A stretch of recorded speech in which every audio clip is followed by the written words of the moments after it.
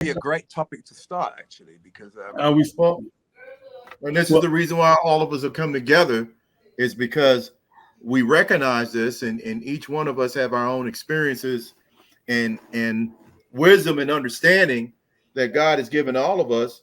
And if we can, come together and discuss this, then there's got to be other people out here that feel the same way. yeah, And they just like, dang, am I the only person that thinks this way? Am I the only person that is trying to get an understanding of what's going on and what's going on around us? right. Especially what's going on in my community, what's going on with my people. right. And I think that's where it starts right there at home in our communities. And you'll see, where it started from, where they was taking the fathers out of the home and leaving our women by ourselves to fend for themselves. And our women were part of it too, Right. where now you have this woman with 2 to 5 kids, no male, there's no instruction from a man, no authority, no male figure in the house. And now a woman stressed out and she makes these kind of crimes, against not only against herself, but against her own seed. Well, Right. vanity. All right. So this video that Queasy just put in the box, he's gonna have to come back in and because that video's gone now. But what is going on with the nurturing of some of our sisters? Vanity. Well, I mean, you really have to go back, way back, and I mean, I'm talking about the 50s, 60s, right? The atomic home was very, very structured and very whole. It was working, right? And Right. what happened then? They had to find a way to break it up, because of the vote, the women's vote, right? The women's vote was there to bring women into the economy, right? Which they did. They brought the women into the economy, so they had 2 people working at the same time. Therefore, they could start the attack on the home, right? And they gave us leaders, right, to kind of march for equality, another march for civil rights, another march for women's liberation, which was all a part of the same movement. Yeah. Right? And by doing that, right, they gave women a false hope and a false security. Right. And not only did they do that, they did something that was even more evil, right, by creating a medicine that could stop childbirth, right? That gave women all the power, all the false power they needed. Therefore, they did not need a man, right? So once they established that, right, they had then to demoralize the man. By demoralizing the man, what they did was flood the community with all sorts of things: prostitution, drugs, liquor, right? And then legislated them, right? So they made it all free, all good to go, right? Because it was really and truly America brought in cocaine, right? The same thing happened in Britain as well. They bought ganja, but it was coming from the government. It was government controlled, right? And then when they brought that in, right, people started using it, getting used to it, getting their highs and what have you. Then they said, oh, we've got a problem. We've got a war on drugs. We've got to start this war on drugs, right? And so every little thing about this whole drug experience was legislated. Therefore, they could, basically demasculate the man by throwing him in prison. Right. As soon as a man did something, it was like, yeah, we caught you with an ounce of weed, or and then it was 5 years for an ounce of weed. Yeah, I'm gonna go back a little bit. You said something that's very key with the civil rights movement, right? So I know a lot of our people like to believe that we picked our leaders, but I totally believe that the leaders were given to us to pick from. They gave us a selection to pick from. You understand? Well, no, they forced them on us. Pretty we didn't much. pick them. Okay, I can run with that. But they created the story around these leaders, right? And I mean, have you heard of Margaret Sanger? Yes. right? Margaret Sanger was what? She was the founder of Planned Parenthood. She was also a part of the eugenics movement, along with one of her relatives, who was called what was he called again? Darwin. Charles Darwin was. Oh wow! Okay, I didn't know that. And did you know that Martin Luther King actually won a Margaret Sanger Prize that was presented to him by one of the Rothschilds? Yeah. So our leaders, they weren't just picked; they were controlled in every way. So would you say because of the civil rights movement, when we were all together, and I know this is a touchy feeling for our people, but it looks as if Martin Luther King did more harm than good by incorporating us with the system and mingling us with those who we were separated from. Whereas before, our money circulated, what I mean, many times in the community, I was able to discipline your son or even your son, knowledge, what I mean, if he did something wrong. Whereas now, after desegregation, our people dispersed, moved out where really wasn't wanted, right? And here we go. I can't discipline your child without him pulling the gun on me. You know what I mean? Well, the thing is, it goes back to what I said the first time. When you start to breaking up the atomic home, you have not only the fathers you had the atomic family first with the mother and father at home, right? And then what do you have to do? You were forced to put your kids into school, right? And that's where the indoctrination started, right? That's where the mind control started. Your children weren't taught; they were indoctrinated. They were taught to obey. Yes. Right. Even in the system. Yep, I agree. I agree. Even in the 50s and 60s. So when we kind of came out of that, you had children that actually were disciplined at home and not at the school. So basically, the children were raising themselves at home. Right. Parents working, or one single parent at this point. We're talking about at least. No, we talk about two parents working at the same time. Right. So well, even with that, two parents working at the same time. Whether you have a sick coming from a single parent or both parents at home, nobody's there when the kid gets home from school. Right. Because you got to ask the question: what was better, two parents out working, or one parent family? Yeah, they're both the same.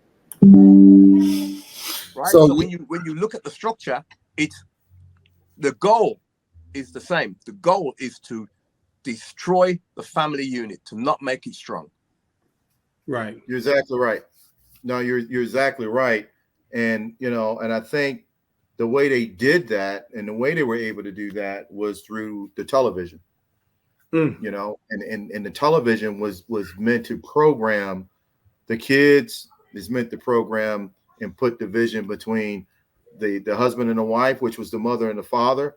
It was also designed to like you was just saying, Delroy, about feminism and the woman wanting to be equal to her man, because the hidden hand put the image and the message out there that the man was oppressing the woman and keeping her from her dreams and goals and aspirations, when in fact what the hidden hand was doing was destroying that nurturing protective bond between the mother and the child, because now she was focused on herself. Right. And this, and Queasy, if you wouldn't mind, go ahead and play that clip again so that everybody can see exactly the topic that we're talking about right now. Is very disturbing. Yeah, it is. It is. And I came across this video on my Instagram account, and I do want to prepare everybody before you see this. You probably want to make sure that you prepare yourself mentally for this, because this is very disturbing in all levels, right? And the first thing that caught my attention was that here you have a child in a situation, a toddler in a situation, and obviously it is a person that is greater in age that is recording it, and that makes it even more disturbing, right? Mm-hmm. You have a naked child on the streets, and if you take notice, you know, the child is looking for something. The child is leaning forward, trying to look for something, right? That's harmless, right?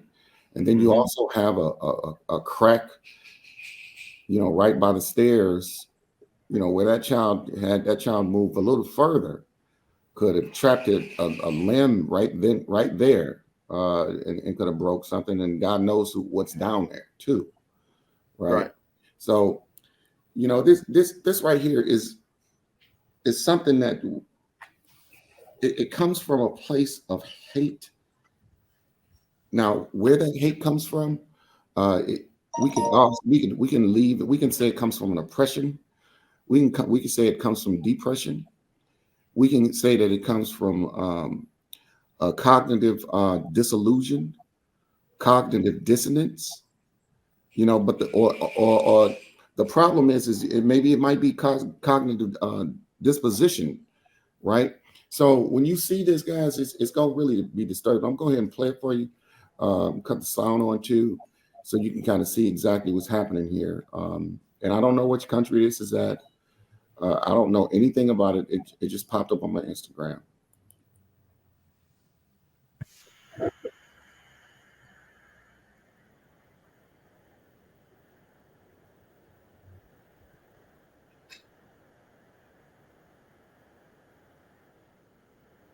Wow. Mm-hmm.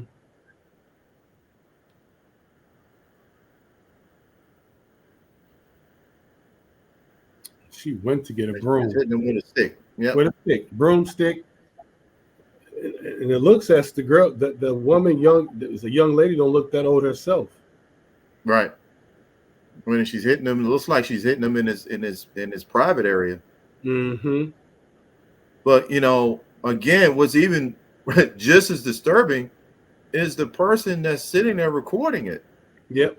And are intervening. But in all fairness, this could be another child that's recording this and can't intervene. We really don't know. No. True. But to put it out there on social media, you know, which I get it, it's gonna draw some type of interest from people seeing it, just like we're looking at it right now. But it seems that we've become so desensitized to violence that we would rather get the footage than to actually stop the action. Right. Exactly. Yeah. Exactly. You know, and it goes also. I spoke about cognitive disillusion, where you consciously present yourself in a way, knowing that is not the individual that you are, right? Right. That goes down to some real deep-seated issues there.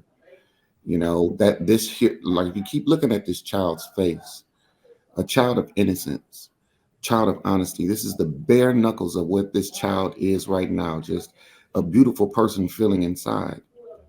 Right. But as time goes on and you have these levels of experience, you start falling into a prey of cognitive disillusion. And you imagine yourself and you create a whole nother individual that's not you. Yeah. And that may be because you're trying to become stronger. And what do you know? How do you know to be strong? You know, and it's based on what you've been taught, and what's happening here in this situation is through some abusive process, right? Some sort of physical process. So, and then you got your cognitive dissonance, right? Where you don't even try to figure out what the problem is in this situation, because you're so depressed by it, because of everything that happened. You know, you're so depressed about it, right? So it doesn't even seem like a way you can find a solution for yourself. So you just act accordingly according to the society that you live in, right? And in my case, I was adopted, so I was brought into a scenario where it was something similar to that, but it was with the peers, but because I was adopted and taken out of that foster home, I was brought into an environment that was full of love and care. It was 47 kids on one city block, right? Out in Southwest Detroit. So I was able to change and adapt and learn, but that's me. I consider myself very fortunate, and then there's the cognitive disposition. Do you even have the wherewithal to figure out the problem? Right? Do you even have that? Are you witty enough to say, okay, I know this is a critical issue that I have, and you know what, I'm smart enough to be able to come up with a solution to be able to get out the scenario, right?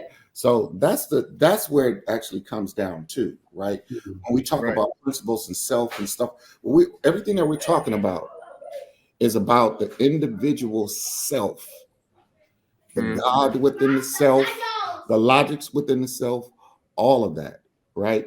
And when you and where you come from with self, and where you're going with self, right? Right. But we got to build the right tools for that. Well, let me ask you this. Delroy, you're over there in Europe, right? Right. Are you seeing the same issues that we're talking about right now? I mean, obviously, this video. I'm seeing similar issues. The problem is I'm in a whole different environment, right? And the level of what we're seeing here, you probably won't see. But abuse is abuse, whether it be like what this young lady is doing, violent abuse or verbal abuse. Right. I think verbal abuse actually goes deeper, right? And there's a lot of that all over the place, right? And the problem is, what can we do about it? What we can do about it is actually understand the whole structure. When we understand the structure of how we got to this place, right? Yes. We can at least try to change our environment. Once we change our environment, we change everything. We change our, like you say, cognitive dissonance. We change our social structure.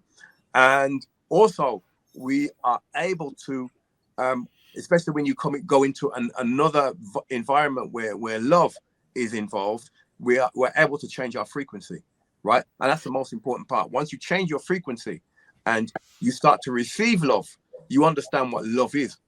If you don't, you won't know. So you will grow up in that negative vibe the rest of your life. Right. Now, let me just add to that. And you said something that was real key. You said frequency.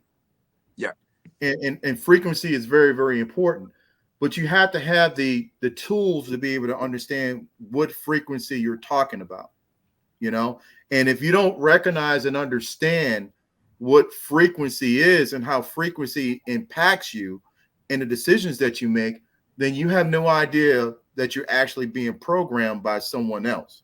Yeah. So exactly. let me just add to that real quick, if you guys don't mind, and let me show you this really quick. Yeah. Oh God, turn that off. Oh God. Ooh, I couldn't see that too much anymore. There you go. That's an example of frequency. You know who this guy is right here? Edward Bernays. Can you explain who he is? Edward Bernays is an American pioneer in the field of public relations and propaganda. Mm-hmm. He's referred to the father of public relations. Now, why is that important? Hang on. Because when it comes to public relations and propaganda, we're constantly being programmed. Right. Now, you just said something earlier at the beginning of this discussion about frequency. Yeah. And that the feminist movement was used in a manner that I think we lost him. I'm still here. Okay, I got you. All right. But where did the feminist movement come from? So this guy is he was born in Vienna, Austria, Hungary. Most of us had never even heard of this guy before. I've heard of him. This guy in what context? One of the most diabolical human beings that ever existed. Mm-hmm. Because everything that we do today, and everything that we see today, the genesis of it started with him. Right? Wow. And this guy was born in Vienna to a hidden hand family. We know what the I- hidden hand I- we're talking about, right? Yeah, Right. I was going to ask you. He had to be from. It seemed like he was from the Hidden Hands. Oh, absolutely. So let me just show this to you real quick. Exactly. I'm gonna play, and I got to give credit to this brother's channel. I mean, I got to give credit to him. But I'm gonna play a short clip. Sure. Moment and introduce this man to you. I've spoken about him in other videos, but if I do not bring him up, things may be lost. The man is Edward Bernays, who is known as the father of modern public relations. Although during that time, most Americans never heard of this man, he had a profound impact on everything from the products they purchased to the places they visited to the foods that they ate for breakfast. He was the man, more than any other, who got women to smoke, and he was the one who put bacon and eggs on the breakfast tables. He worked for dozens of major American corporations, including Procter & Gamble and General Electric. Also worked for government agencies, politicians, and nonprofit organizations. Bernays was named one of the 100 most influential Americans of the 20th century by Life magazine, and most people didn't even know he existed. Think about that. I bring him up because his major influence was during the period of 1919 to 1963, and he styled himself a public relations counsel. He was responsible for moving people the way his clients wanted them to be moved. Now, did you just hear that? He was responsible for moving people in a manner that corporations wanted people to be moved. Exactly. So there was a period of time when women wouldn't even think about smoking. These people were able to change an entire culture. Just in a way that they're changing the entire culture now, that it's okay to be whatever gender that you want to be. Yeah. Yeah. So well, goes back to frequency, just like you were saying earlier. You got in relating to that, you know, on social media has influencers, right? We are would be considered influencers. But the type of influencers, right, that I think we're having a tough time dealing with are free will thinking individuals that feel that they have a right to influence how they want to influence because they may believe that they're not alone, right? And they may not be. I think because of that mass production, that tool that he used, it definitely propelled the influencement from a local to more regional perspective. Now we're on a global level, right? Yeah. And those same principles that he applied, right, it's still happening today. If you think about it, the plate, what's on that plate? That plate looks good, or in this case, what's under them jeans, or how she bouncing at it. That is that real? What you wearing? Mom, it looks just like a nice, bacon and eggs. So it's the same concept, right? Of control, mind control. Very much so. Can I also add to that, because I used to be a graphic designer, right? And we were literally trained to manipulate people, right? We were told what colors to use, what fonts to use. If you wanted to something that gives you security, you had to use a certain symbol, right? It had to be either a triangle or a square or something. Your emblem has to be within that to give that security feeling. And then you were told what colors, right? And so it is very much definitely a programming, right? And I can bear witness to that because I literally studied that, right? I went through all the drawing thing, and then I had to go through a psychologist who taught us that, right? So programming is real. Anybody want to say it's not real, they're fooling themselves. They've already been programmed. Right. I can definitely say anybody that says, you're talking rubbish, it's conspiracy theory, you've been caught by it, you've been had by it, right? Because it's real. Well, it's been said that we are giving our choices. We don't make our own choices on our own. They give us our choices to pick from, and then you're able to pick from one of their choices. So You can see that in all aspects of life. Everything you're doing, everything we do. Right. It's really not a choice. It's an illusion of choice. It's an illusion of choice. Exactly. It's a rigged system. It's rigged from birth. Right? Yes. You know, parents don't even know that they're giving their children to the state when they're born by giving them a birth certificate. So its system is rigged. We have no chance. Right? The only chance we have is, now we realize it, now we can talk about it. Now it's going to become uncomfortable for them. Right. So it goes back to that cognitive disillusion, right? When you're a child, you know right from wrong, right? Mm-hmm.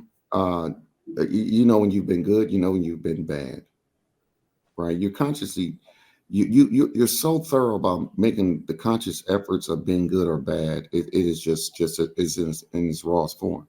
So I'm gonna go here, gentlemen, right?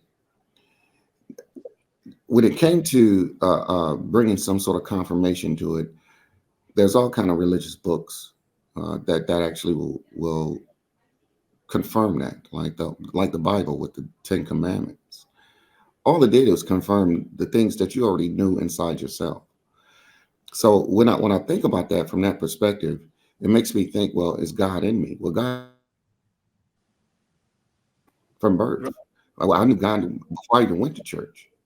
You know, so then if God is in me, then what God are we talking about outside myself? And then there's when the games begin, right? Because now we can manipulate you in yourself. We can manipulate the person that you truly know as yourself to be cognitively disillusioned, right? And there's where the bear of our problems lie. You know, who are we? Do you sometimes go to yourself and, you know, look in the mirror and say, who am I? Have you done that in your lifetime? Right. Yeah. But that's where it really bears down to when it comes down to this whole manipulation, this whole programming. It's a chance that we can save ourselves, but we have to first know who we are individually. Right. And that's kind of difficult to do if you don't have a very good foundation to help you with. So if you're a child that grows up in a home like this kid is, this kid doesn't stand a chance because this kid doesn't know love. This kid only knows brutality, harshness. You know, this kid is going to resent other people because they didn't step in to help him. Yeah. You know, and they grow up being a menace. Right. You know, and then we look at this kid like, well, what's going on with you? You know, and not realizing that this kid didn't have a chance from the get-go. Right. From the get-go. Because where's dad to protect the kid? Right. As far as we know, the father's brutalizing the mother in the same way. Right. And she can't defend herself against the father, so she's taking it out on the child. Exactly. And this is how it becomes repetitive. He's going to grow up and do the same thing possibly. Generational curses. Right. Yep. Unless either somebody takes him out or that kid has enough courage. Right. Because we all, you know, courage is saying, I'm not going to do this no more. I'm done with this. Right.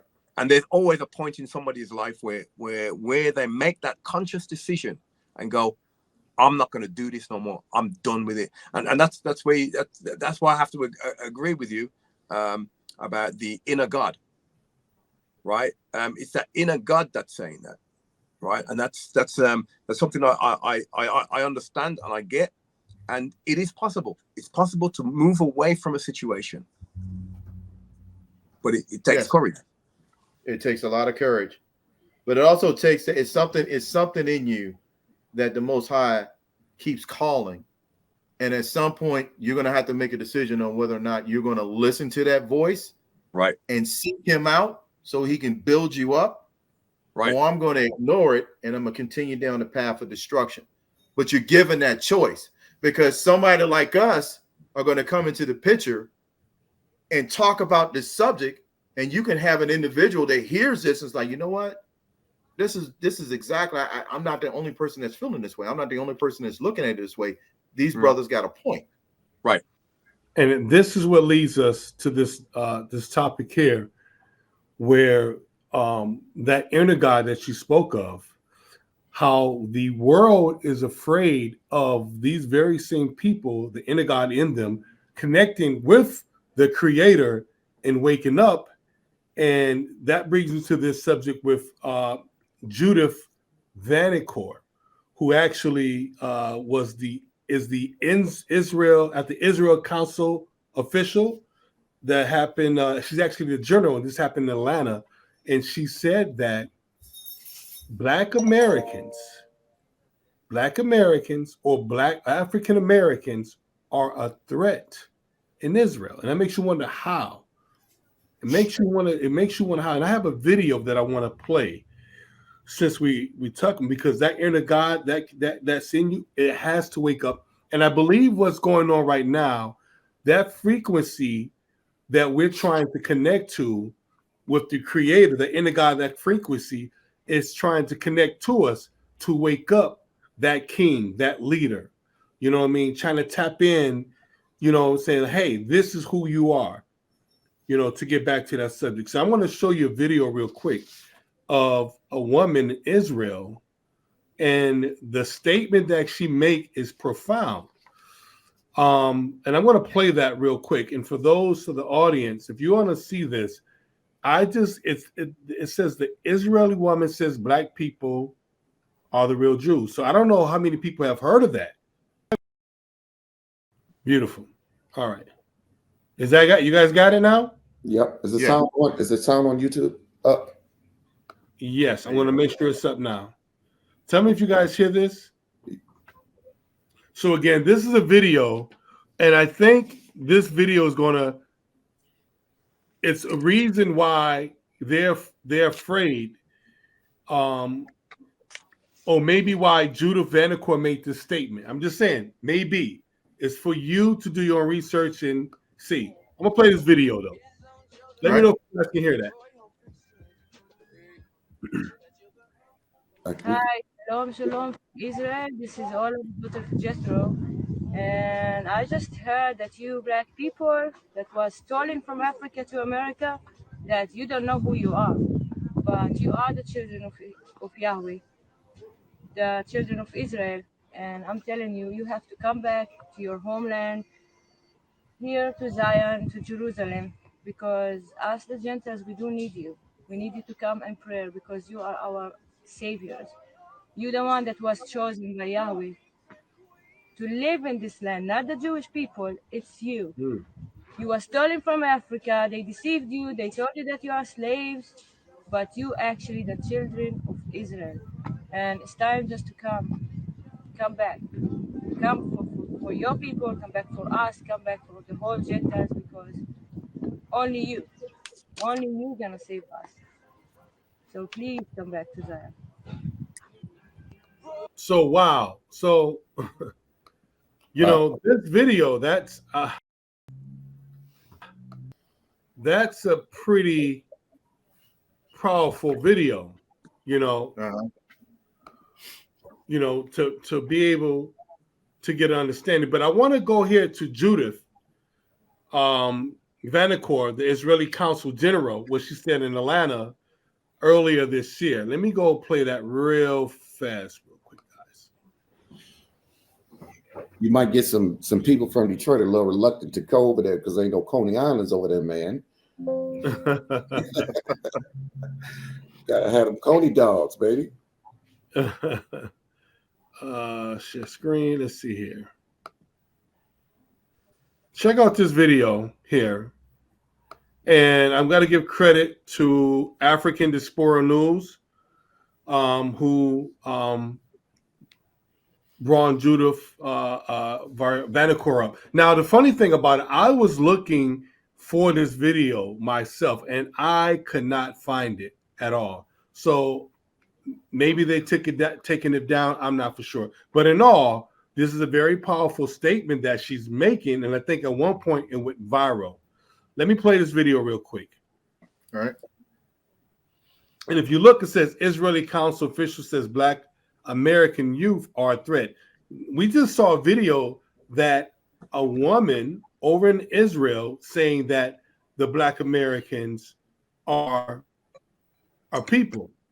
you know what I mean, that need to connect with God. So that inner God, what you guys are speaking about first, need to connect with the Creator to create something as powerful as a people in a movement like this. This could be the answer. But let me awakening.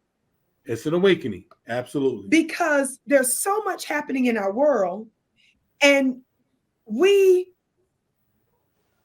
are supposed to have a very strong and democratic alliance with Israel. So it's disturbing to hear these comments. Watch this. The problem of Israel is with the young generation of the black community. Black Lives Matter starts there. So just to give a little bit of context to. So, did you guys see that statement? Yes. Yes. That's a profound statement to be making on a platform as big as that. To say that the problem with Israel, why Israel? How can Black Americans, how can we, all the way 3,000-4,000 miles away, affect Israel? What is the problem? One, we do know there's a community of Black Americans that left in the 60s or late 70s to Israel. Could it be that? So what is you guys thought? Ephraim, what is your thought on that? Well, my question is why should we care about what's going on in Israel? Why should we care about what's going on in Israel? Right. You know, if I live in Portsmouth, Virginia, and I'm struggling trying to survive, why should I give a damn about what's going on in Israel? It's a good question. I mean, but you know, if you live in very well, very established, why do you want to pick up or stop doing what you're doing? You know, to care about Israel, right? Right. But then it goes down to how does this all really affect us, though? Right. Right. How does it affect you? And that's the piece that I feel that we as a people constantly miss, is because we don't think it relates to us. We got a government official saying that our youth is more of a threat to Israel than the war that they're fighting right now.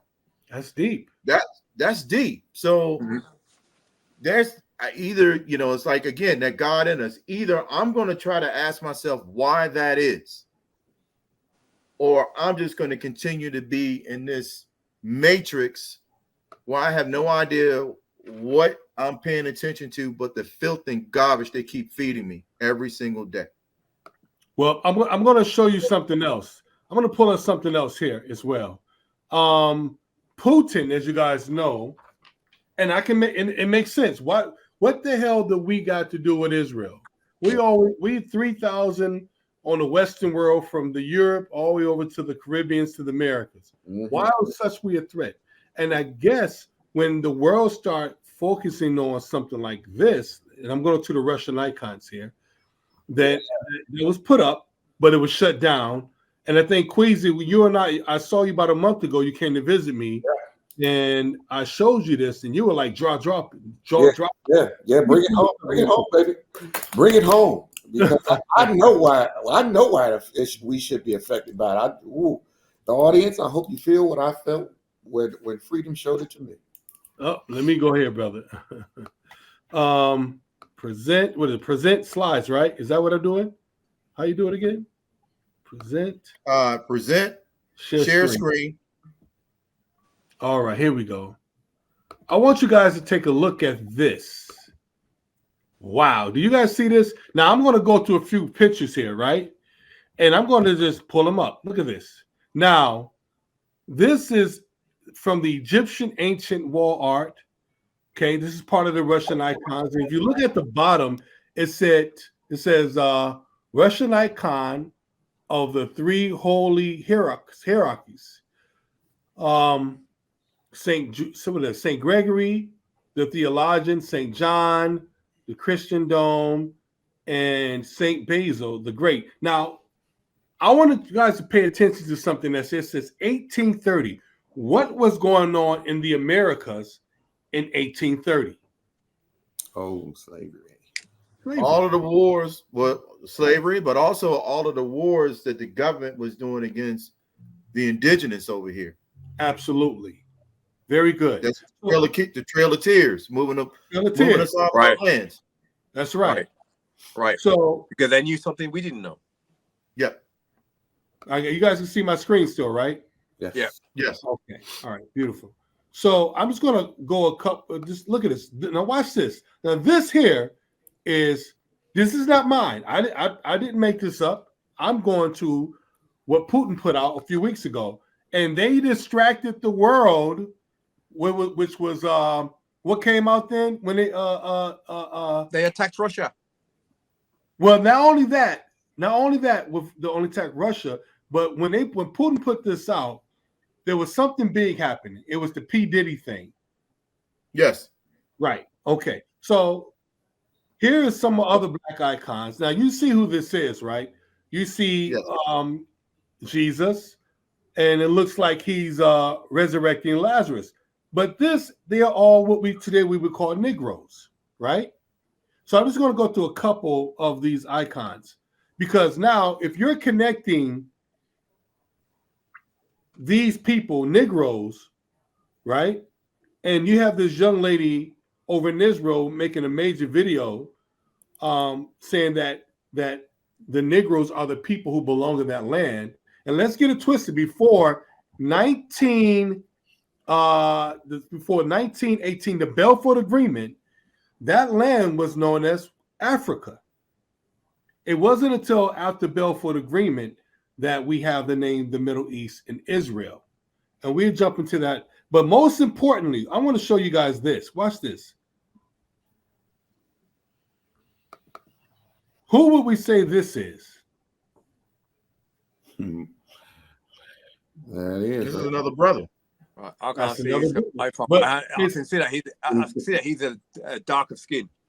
It's exactly, but he's supposed to be Jesus. Yep. So we're talking about, We're talking about. Look at this one. This is Russian icons. Right. Now I'm going to blow your mind. I'm going to go one more thing, then I'm gonna shut this down. Right. Where is that at? Here. Yeah. So this here is, and I'm going to shut it down. Look what that says. Russian icons 14th through the 16th century. And again, what was happening in the Americas and Europe in the 14th through the 16th century? Well, according to them, the 14th century was slavery, but there was a war going on. But they don't tell us it was a war. Right. Yeah. It was the great Moorish wars. So when you go through this kind of information, it's profound. I mean, this is not mine. I most definitely wasn't around. Here's another book, and you can find it in the Amazon right there, for the audience looking. And you really can't make this kind of stuff up. The last thing, let me make this last thing real quick. I just want to show this one. And these are not just pictures. These are original paintings. These are originals. They're not mine. Well, there's two of them hanging in Putin's office. Right. He has two in his office. Right. And I believe even the Pope prays to a black Madonna. Right. It does bear the question of why he released them. And who also had these icons? What other countries may have had these icons? Poland. Spain. Right. Where else? Number one, you'll find them where the Moors were. Right. So definitely Spain. Definitely some parts of France. But also, you'll also find them where Russia occupied Europe. Yes. Right. Because Putin was never involved, or let's not say Putin, because he had got nothing to do with it. Russia was never involved in the slave trade. They didn't have any wars with the Moors at that time. They weren't interested. And he also wasn't a part of the Renaissance. Exactly. They kept their original They kept their original culture. It was not whitewashed. Right. Exactly. Mm-hmm. Exactly. And which is even look at, I just looked up the price of these books. If these books were not significant, a hardcover copy of this book is $2,000. Right. Wow. So Wow.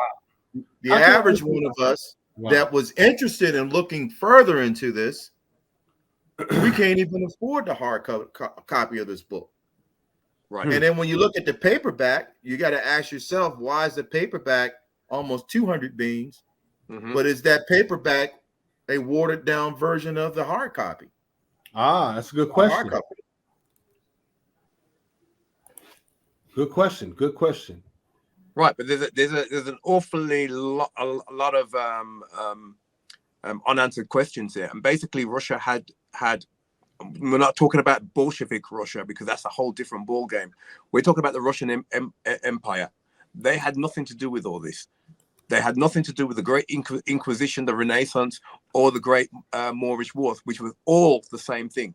It was all the same thing, right? So this great whitewashing, when you say the Renaissance, that's what it was all about, right? That's why Henry VIII's brother suddenly turned black. Or Henry VIII suddenly turned white while his brother stayed black. Right. So there's a lot of that going on, right? But now the truth is coming out. Everybody is in panic.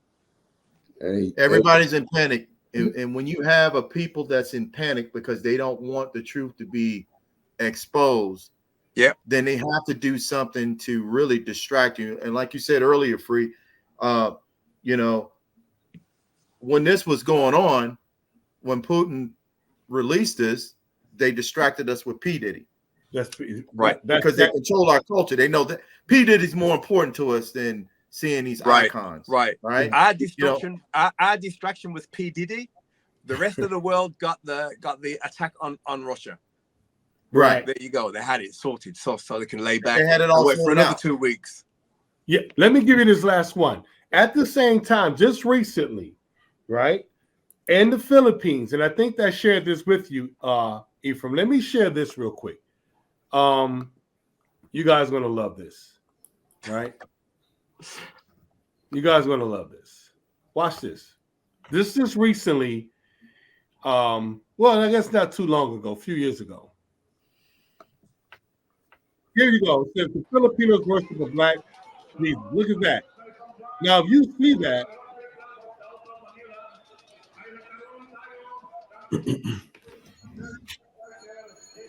so yeah, that's going on now, and it is to believe that if you can touch it, right, that there's miracles that can be bestowed upon you. They've had a carnival just recently, man. It was wild, man. It was crazy. People just everywhere. There's like 2 million people out on the street, and they're doing whatever they can do. They're throwing towels, hoping that guys can catch it and touch the statue, and then throw the towels back. I mean, it's amazing. We just saw that. Yeah, it's amazing how profound people's responses are to that. Now, out of all the years I done seen the Pope ride down the street in his Rolls Royces, Bentleys, or whatever you want to call it, I've never seen people going crazy like that, like they did in the Philippines, like they do every year. I've not seen that nowhere, and there's got to be some truth to that, right? Absolutely, most definitely. So the rest of the world is they understand some parts of the world that's not controlled by the hidden hand have no problem acknowledging the true image of the Hamashiach. They have no problem acknowledging it. I mean, obviously you can see, just in the video footage, but with us here, a lot of us or some of us that's in that mindset, well, color doesn't really matter.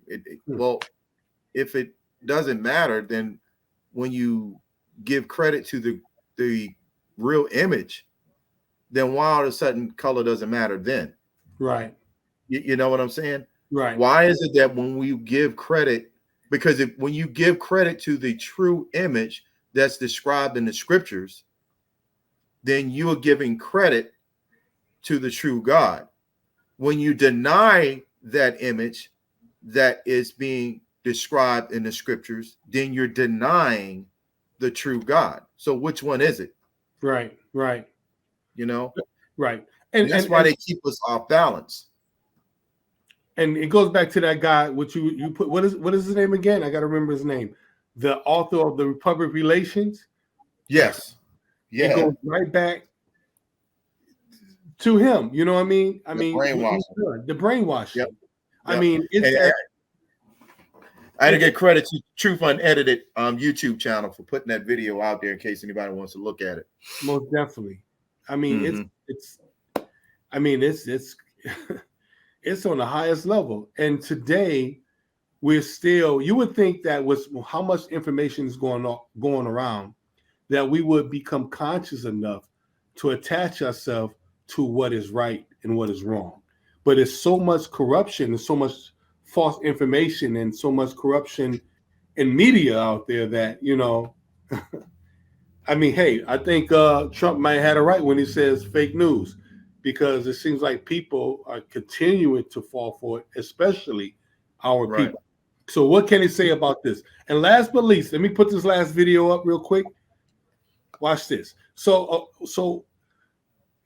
all along, the papacy has known that Jesus was black. I'm going to put, can you guys see my screen as of yet? You can't see my screen yet, right? Not yet. Okay. No. Let me put this up real fast. And then what's your thoughts, Squeezy? Ooh, well, so wait a minute. Hold on. Before you answer that, please, Ephraim, let me just show you this one real quick. Then let's ask him that question. All right, here we go. Look at that. Here we go. Yes. Francis waved at the body. And now look who's behind him. Right. It's a powerful image.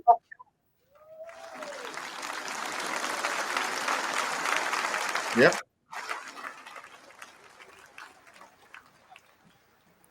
So I just wanted to show that real quick. I mean, now, go ahead and ask him, Ephraim. What's your thoughts on that, Kwesi? You know, Malcolm X said the famous word, we've been hoodwinked, bamboozled, led astray. I mean, I think we need to understand the value of our lives as people, humanity, and we need to get down to the truth. Cat Williams said it. 2024 is the year of the truth. Yeah, he did say that, didn't he? Right. Yes, well, he did say that. Here is coming out, and all kind of stuff is coming out. Kanye West put it a certain kind of way. There's God. There's the oldest family of that we know in recordings of existence. There's the three kings, the financial district, and then everything under that is entertainment. You know, and that right there, man, that resonates with me, man. That part right there, you know, it's because it's saying we doing a whole bunch of things to be gestures for these higher peers, pyramid, this higher pyramid. You know, it drives me to say, this is my watch. You know, I'm living with Putin. I'm living with you wonderful, beautiful guys. I'm living with Barack Obama, and I'm living with Donald Trump. You know, I'm alive during this time with these guys. This is my time. This is a great time to be alive, as you would say. Right. So, I take full responsibility and accountability to make sure that the awareness is there, number one, but I act accordingly and I act not just accordingly, but I act on purpose to find that value and principles of my life, and to try and to steer others to find the same thing. You know, when you see these truths right here, man, these artifacts, and you take it all. And I was born and raised in the church. Freedom know that. Yeah. Pine Grove Missionary Baptist Church, and to be raised in an environment like that, and to have those colorful books, the brown book, the big thick brown book that all had the cover, of all the images, David and Goliath, and all kinds of stuff, right? Mm-hmm. All of these people that they are, showing in these books, I couldn't relate to. Right. You know what I mean? Mm-hmm. And it always made me sit at a pause during the sermons. Why is the preacher yelling? Why is the preacher performing? Mm-hmm. Why do I not? I understand what the scripture was. Why do you have to interpret it for me? I'm not understanding the knowledge that's supposed to be transferred here. Mm-hmm. Right? Mm-hmm. And it's because of that being puppeted, right? It's being puppeted. It's not telling the real truth. The real truth could probably set us all free. Right. You know what I mean? Right. Even from the oppression in the history that we have, it could set us all free, because, we all have our reservations about people. But at the same time, we understand ourselves, and we respect ourselves enough to say that if I respect myself enough, then I have no choice but to believe another man or woman could do the same thing for themselves. Right. But because of all of this smoke screening, because of all of this performance, everybody think everybody's in concert. Right. Performing. I'm tired of entertaining other people because they don't know what to do with the next air that they've been blessed with. Right. I'm personally tired of trying to create better ways to live comfortably. Here's what I think. I think that all of it should come out, no matter how bad it sounds. I think it all should come out. Right. Because what we should stop doing is stop investing in harming others, and we should start investing on sustaining us. I don't understand spending money on war. We're killing ourselves.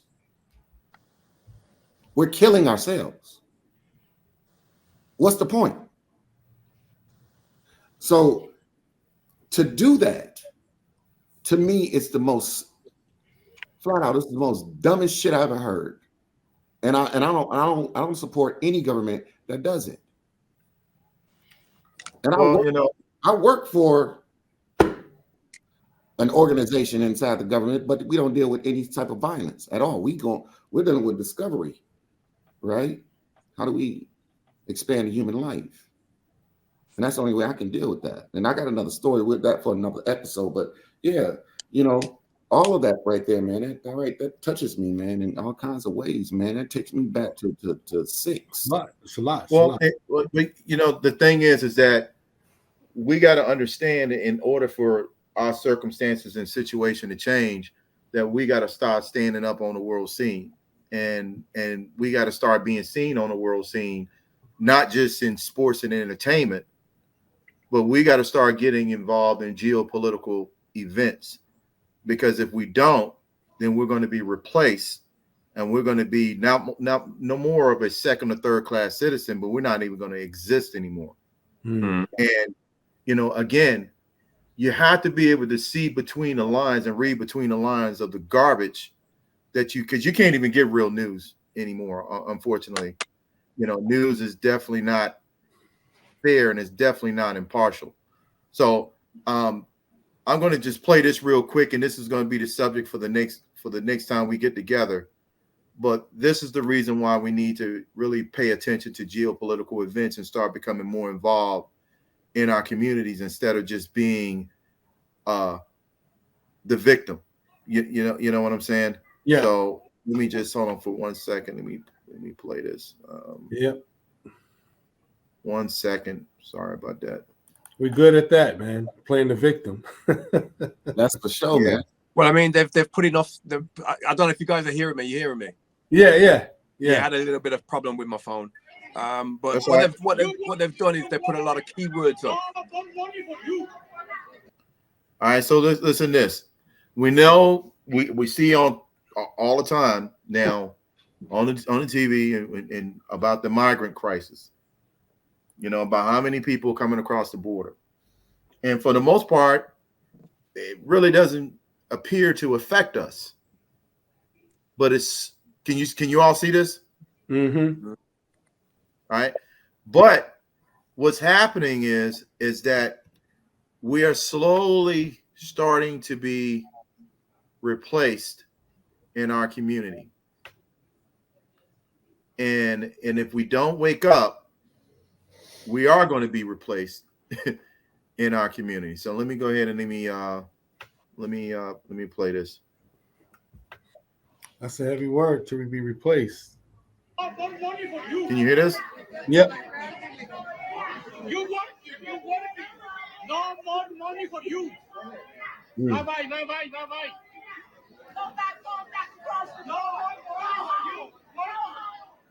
money for you. What did he say? No more money for you. No more money for you. Go away. Quick. Davai. Now, can you imagine going to another country and telling the people, the native people, you there illegally. You tell the people that live there, you lazy, no more money for you. That's heavy. The money man. that you getting is coming from their tax dollars. Right. That's heavy. You know what I'm saying? Heavy. And they're coming in by the droves, right, replacing you. Yeah. In your own community. Right. The little bit of resources that you were given is now being given to somebody else, and then they're telling you, we ain't got no money for you. Right. You know, this is the reason why we had to start getting involved, but more importantly, stop voting with these damn Democrats. And that's the very first point, right? Because all of this is Democrat. I mean, I'm over here in Europe and I can still see it, right? All of this is Democrat controlled, right? Yes. It's Democrat controlled because they want your vote. Once they have the vote, they don't need you anymore. So what we need to do is not allow the control. We don't have to fight them. It's not giving we the just power. have to stop voting for them. Is this one of the reasons why pre-election they always making these promises, and then when it's time for after they in office, we never see anything or any of the promises ever spoken about again? Could that be it? Well, I think that is it. It's always it. But here's one thing. Here's one thing that I've seen and I've heard. Right. In my lifetime, I've only heard and seen two presidents, geopolitically, that made promises and stuck to them. Two. You know who they were? Talk to me. One of them they killed, they shot, right? And the other one, they want to kill him right now. You're absolutely right. Yeah, right. You're absolutely right. So let's hold on. Let me jump in there before we get hold on. Before we tie this up, let me say this about this. Okay, so one of the things I think we need to understand when you hear the word administration, when I think about colleges. I think about places I have to go to get stuff processed. It's a place where it's a department that processes shit, right? Administration. So what we have to do, and this is on a global level, we need to take away the prestige and fame of the office of presidency. You are a proctor. You are there to just interpret what the people want. Supposedly. Right? So if we take away the threat to say that the voices, this person is just the voice of the people, then there's no threat there, right? You don't need this huge security detail. You don't need these lobbyists at this point, because now the people has made themselves accountable, and we've created a system that allows us to do that. Maybe we should use technology, use a crypto technology to where we can do voting, right? And the data is vetted and it's validated to where we're saying this is what we want. So take away this prestige of presidency, and then the people will get exactly what they want.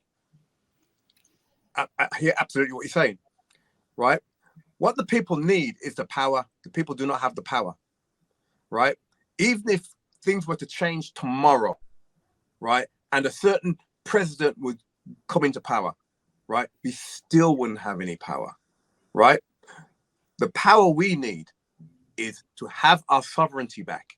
To have our sovereignty back is to be able to make those decisions. We can only make those decisions when we have money, right? So we need to make sure or find some way to, where you see African countries are getting rid of the dollar right now, like crazy, right?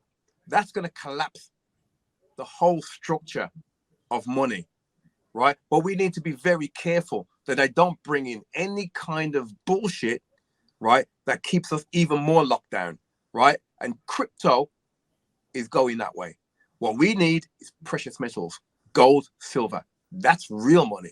You can go back to the Bible and you can find out what that is. That's the real money. That's the real power. And when we have that, then we can say, right, we don't need presidents. We don't need government, right? Because before that happened, right, way back in the 18th century, right, we never had governments, right? We had city councils, we had tribes, we had what they call in German, Stadtrat, little villages, and everybody decided, right, what we're going to do. This is what we're going to do. Are everybody in favor? Let's do it, right? Government didn't decide anything. We told government what to do. We said, we want this and this done. Do it. In fact, government were just traders. That's all they were. Right? Big companies that needed to trade in other countries, that's what government used to do. And that's why it was called administration, because that's what they used to do, trade and administrations. That's all. They never governed. Yeah. Right. So let's when we get back together, let's chop it up and talk about geopolitical news that affects our community and why we need to pay attention to it. Okay. All right.